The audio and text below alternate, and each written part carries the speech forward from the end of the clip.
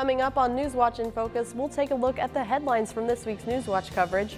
Then we'll talk to Erin from Charleston Sexual Assault and Counseling Information Services about Sexual Assault Awareness Month and the recent visit from Illinois Lieutenant Governor Sheila Simon to the Eastern Illinois University campus to promote legislation that would provide funding to rape crisis centers around the state.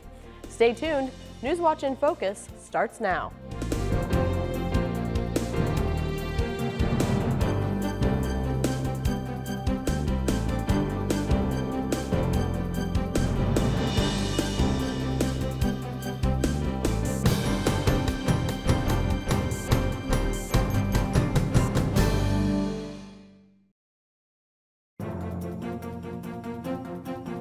Welcome and thanks for joining us for Newswatch in Focus. I'm your host, Kate Pleasant.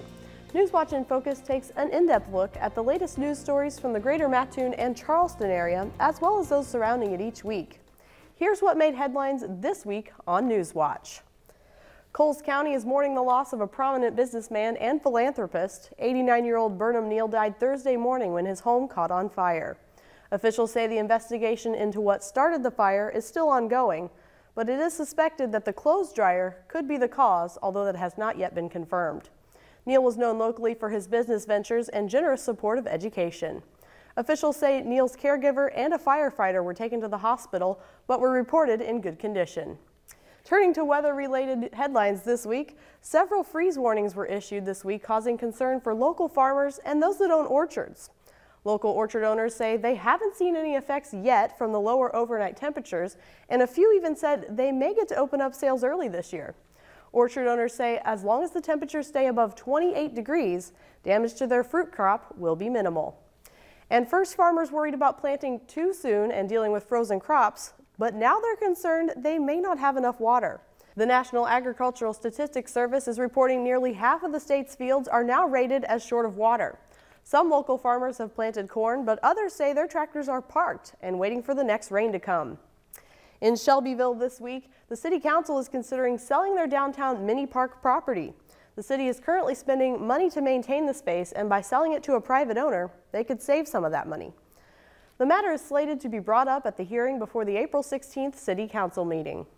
And the Mattoon Public Library is looking to begin some remodeling of their children's department, but they're still looking for volunteers tomorrow, which is Saturday, from 9 a.m. to 5 p.m. They plan to start moving out furniture and shelving to make room for the remodel. Anyone over 12 is welcome to bring their tools and help out. And finally tonight, April is Sexual Assault Awareness Month, and Illinois Lieutenant Governor Sheila Simon stopped by Eastern Illinois University in Charleston Thursday to promote new legislation that would provide funding for rape crisis centers. We'll talk to Erin from Charleston Sexual Assault and Counseling Information Services in just a few minutes about Simon's visit and what her legislation would mean for SACIS. But first, here's the original story from the Newswatch team. With April being Sexual Assault Awareness Month, Illinois Lieutenant Governor Sheila Simon paid a visit to Eastern Illinois University this morning to promote a Senate bill that would provide financial help to rape crisis centers around the state. Newswatch's Casey Berry spent the morning talking to the Lieutenant Governor about why she supports the bill. Casey? Allison, Simon came to EIU to discuss a bill that would charge an entrance fee at strip clubs that serve alcohol. She says the bill is a way to generate funding for rape crisis centers around the state, including the Sexual Assault Counseling and Information Service in Charleston. We know that this happens on a far too regular basis across the state. In 2010, more than 18,000 adults, adolescents, and children were served by the sexual assault crisis centers and hotlines in Illinois. And that's why Lieutenant Governor Sheila Simon says she wants to help the rape crisis centers that help these victims. See, Simon says she's in support of a Senate bill that would charge an entrance fee at strip clubs. It would be a $5 admission tax, and all of that money would be directed to programs like the one here that help victims of sexual assault.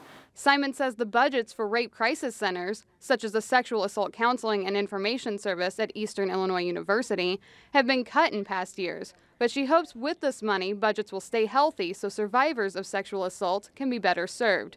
SACIS Executive Director Erin says she's happy to see officials support the center and its victims. It's quite an honor to have her visit our site and to take an interest and really advocate for us and for the work that we do. And not only us, but the survivors of sexual violence. Walters says funding from the state is the main way the center pays for its services. And that is what keeps our lights on. That's what pays the phone bills. That's what allows us to have a 24-hour hotline. I think we look at the budget for sexual assault services, and we've seen it go down. We want to increase it, but we also don't want to say this is more important than other state services. We want to find a way to get some money into the system, and I think this accomplishes all of that. The strip club tax legislation has passed out of a Senate committee and now goes before the full Senate. Simon says similar legislation is on the books in other states and is working. I'm Casey Berry reporting live in the studio tonight. Allison, back to you. And we're back with Erin Walters, the Executive Director of SACIS here in Charleston. Erin, thank you for joining me today. Thank you for having me. And first, can you tell me about the services that SACIS offers and where you're located? Sure. We're located on Eastern's campus. We're in the basement of Lawson Hall on the corner of 4th and Roosevelt. We have a number of services. We kind of reach quite a wide range of people. We offer, as everyone knows, counseling services for anyone who's been impacted by sexual violence. And when I say sexual violence, it's sort of a blanket term. It covers sexual abuse, sexual assault, stalking, sexual harassment, any of those things. We have counseling services that are free and confidential. We also have advocacy services. We know oftentimes there's sort of an immediate need, maybe for a survivor of the sexual violence to go to the hospital or to have medical care. So we provide advocacy at the hospital, and also follow-up care, any medical needs that would be follow-up to the assault or to the abuse. We could accompany them, we could provide support in whatever way necessary. Okay. We oftentimes have victims who are somewhat afraid of their offenders, so we have legal services as well, legal advocacy services. If someone wanted a civil no contact order, which is an order of protection, we can help them get that, help them fill out the paperwork, accompany them to the court, and any follow-up court proceedings, we have advocates that go in as well. Okay, and this is a service that's open to anyone? To anyone. Okay. A lot of times people don't come if it didn't happen, you know, really recently. They might think, oh, this is not for me, but our services are available to anyone no matter when the abuse happened. Could be 50 years in the past and they would still have services available. Okay. On a broader scale, we have education programs. We do education programs preschool through senior citizen, really, for that matter, where we do body safety programs in the schools, child lures, healthy relationships, things of that nature.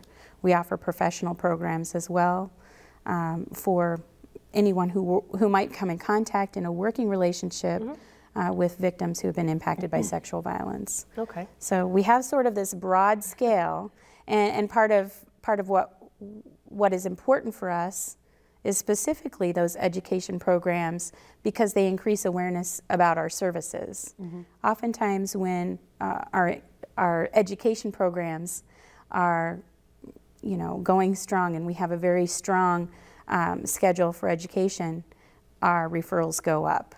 It's sort of contrary to what people think. Right. If we're doing more programs, shouldn't the sexual violence stop?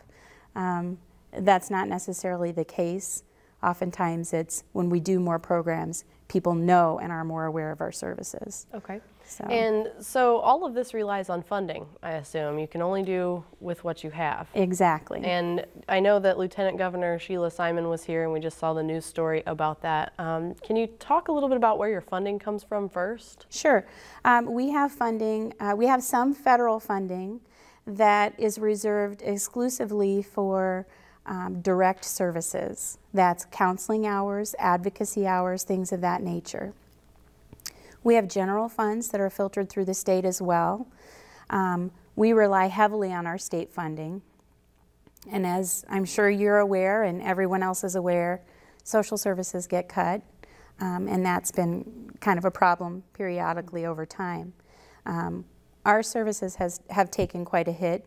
And a large majority of our budget is general revenue funds that are filtered from the state. Okay. The general revenue goes to support our nuts and bolts of our agency. I don't know how else to say it, right. But they pay our rent. It pays for our phone bill. It pays for our answering service so that 24 hours a day someone can call our office and reach someone.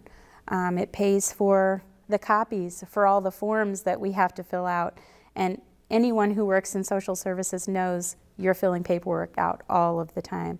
But it pays for everything that's required to keep our agency doors open. Mm-hmm. And so when there's a decrease in funds, what might be a decrease in funds for someone who works in big business, well, that chunk of money doesn't seem like a huge decrease. Certainly they can get by without that.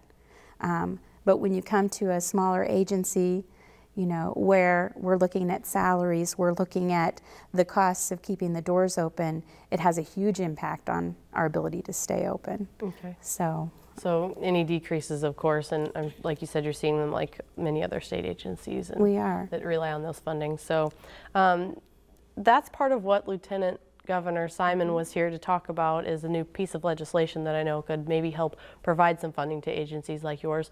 Can you tell us about how her visit was and what kind of went on from your perspective? Sure. It was really, we were very honored to have the Lieutenant Governor come specifically to our agency to kind of promote the legislation and show her appreciation for the work that we do. When I visited with Lieutenant Governor, she and I sat down and we talked about some of the stresses, similar to what we're doing today, of the challenge of the budget. And, you know, this proposed legislation is a strip club tax that would charge a fee, somewhat like a user fee, as in something that would be like you see with cigarettes or alcohol, that would filter that and streamline that money directly to rape crisis centers. Knowing the budget as it is and how there are constantly threats to cut the budget, for example, now the proposed budget cuts our budget 10%. And 10% is a lot of money when it comes to keeping these services up.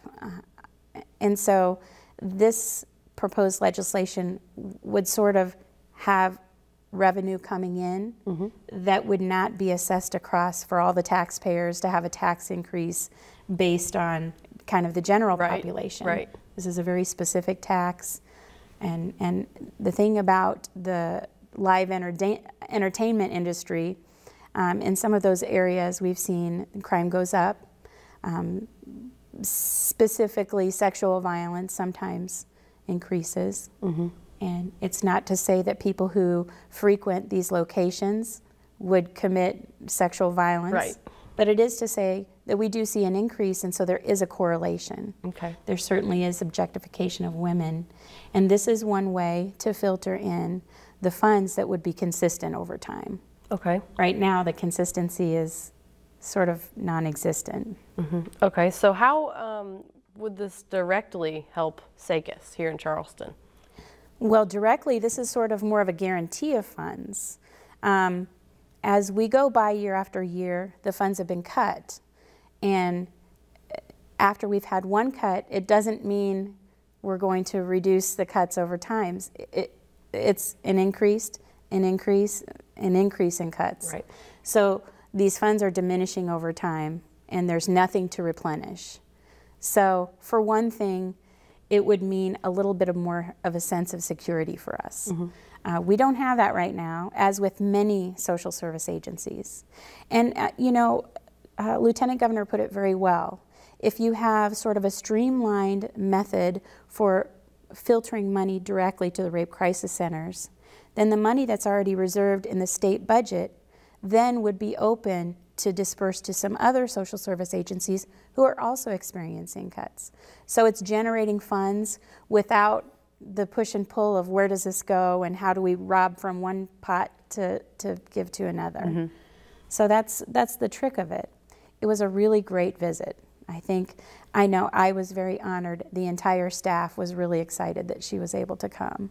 Okay. So. And what's next for SACIS and in relation to this legislation, I mean, is there something that now you're going to have to, you and agencies like you, are going to have to do to help forward this legislation or get it through? Part of it is getting the word out. One of the things that ICASA, which is our state coalition, SACIS is one of 33 rape crisis centers in Illinois. So we're not working alone. We have a wonderful support system, a wonderful coalition that is helping us out and kind of guiding this, this advocacy for this bill. They have on their website sample letters that can be sent to to legislators in everyone's region. They have sample letters that we can send out. We are going to start sending out some invitations to contact local legislators to see sort of where they stand on the legislation, to see if they would be in favor, and request that they actually vote yes for this sort of legislation. Okay. It's in their hands right now, and we feel that it's very important, and we're hoping that society as a whole sees this as a way to fund our services, to continue our services. Okay. And let's talk about Sexual Assault Awareness Month, because April is Sexual Assault Awareness Month, of course. And do you know why it's in April? Honestly, I think many of the other months were full. Okay. I'm not exactly sure why they landed on April specifically, and it hasn't been Sexual Assault Awareness Month for that long. It's been since maybe 2005 or 2004 or something, something in the early 2000s. So it's fairly new, it's fairly recent. Sexual Assault Awareness Month is a fantastic idea. It says, hey, we can reserve a whole month for rape crisis centers, for educators, for faculty, for anyone to bring up the topic. It's almost like gives you permission to talk about this thing that's so easy not to talk about. I was going to say, because it's kind of taboo for some out there, I know a lot of people don't want to talk about it. You know what? It's easier and it's safer to say that's sort of an off-limit topic because it doesn't happen to me. It happens to someone else. Or maybe there's a different kind of a person, or I don't frequent locations where that might occur. And that's such a misconception. It's really and it really makes it hard if it does happen to someone who thought this would never happen to me, because then we have to look for a reason why then did it happen. Did I do something wrong? But the fact of the matter is it can happen to anyone. No one is immune. And so this month gives us permission to talk about this sort of off-limits topic. Right. We know that it impacts on a wide scale. There's no age group that's immune. Being on a college campus, we know that across the board, the ages 18 to 24 are highly targeted groups. We know that it might happen more often. So let's give people permission to talk about it.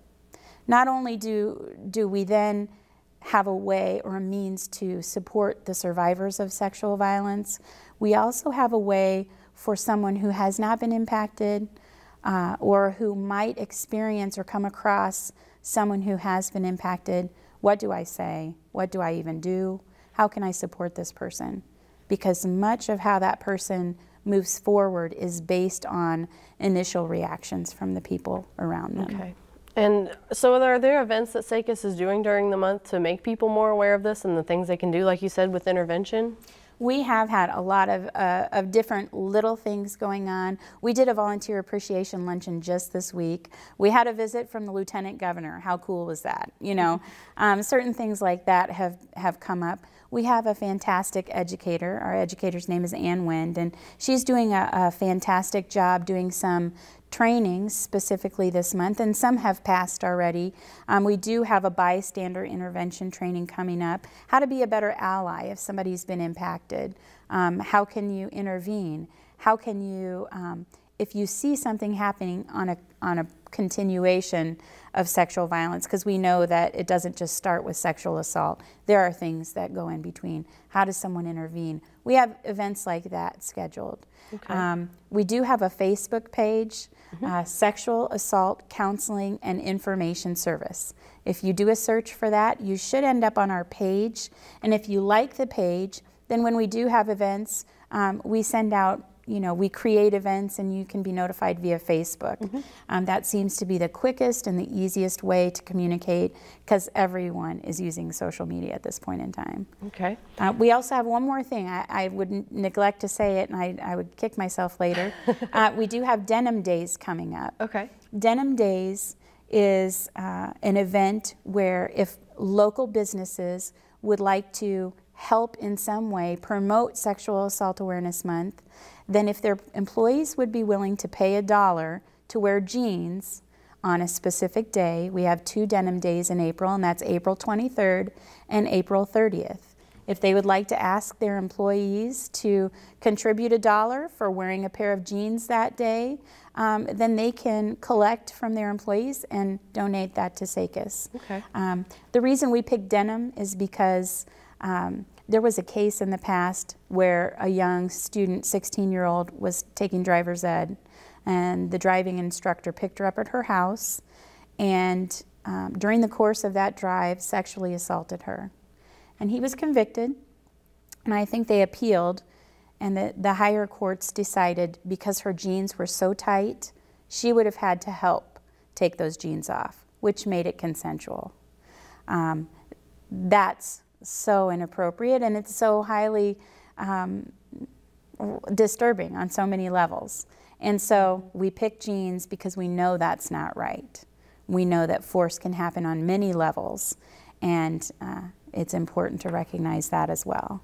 Okay, so you were talking about interventions and things like that earlier. How can someone get involved or, learn more? Is there training opportunities or? Absolutely. We do have volunteers on 2 different tier levels. We have general volunteers who would never specifically come in contact with any of our clients or the people that we work with.